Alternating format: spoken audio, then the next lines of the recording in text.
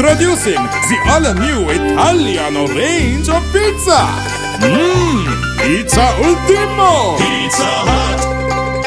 தொழில்நுட்ப அறிவுடன் கூடிய போட்டித்தன்மை மிக்க உலகினை வெற்றி கொள்வதற்கு புதிய திட்டம் ஒன்றை ஆரம்பிக்க வேண்டிய அவசியம் உள்ளதாக சுகாதார அமைச்சர் மைத்ரிபால சிறிசேன தெரிவித்துள்ளார். வெளிகந்தையில் இன்று நடைபெற்ற நிகழ்வொன்றின் போது அமைச்சர் இவ்வாறு கருத்து வெளியிட்டுள்ளார். அரசு முகாமைத்துவ மறுசீரமைப்பு அமைச்சினால் 2 பில்லியன் ரூபாய் செலவில் மகாவலி வலயத்தின் வெளிக்கந்தையில் நிர்மாணிக்கப்பட்ட பொதுத்துறை ஊழியர்கள் திறன் விருத்தி பிரிவு இன்று திறந்து வைக்கப்பட்டது.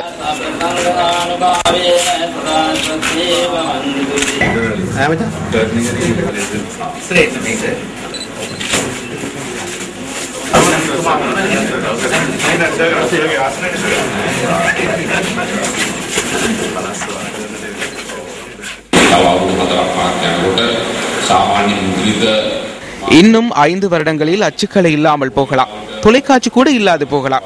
அபிவிருத்தி அடைந்த நாடுகளில் இவை அனைத்தும் ஒன்றிணைக்கப்பட்டு கையடக்க தொலைபேசியில் காணப்படுவதுடன் அதிலேயே இணைய வசதியும் காணப்படுகிறது.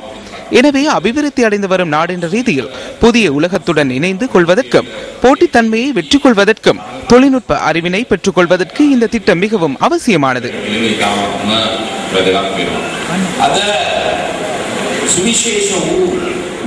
இன்று பௌதீக வளங்களில் குறிப்பிடத்தக்க அளவு முன்னேற்றம் காணப்படுகின்றது.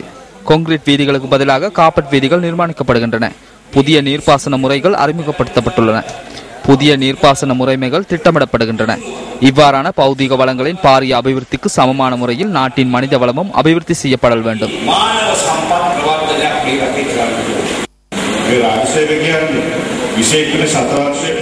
21ஆம் நூற்றாண்டிற்குள் பொது சேவைகளை கொண்டு வருவதற்கு நாங்கள் பாரிய சவால்களை எதிர்கொண்டுள்ளோம். பொது சேவை ஊழியர்களாகிய உங்களின் சம்பளங்கள் மற்றும் சலுகைகள் மக்களினால் செலுத்தப்படுகின்றன.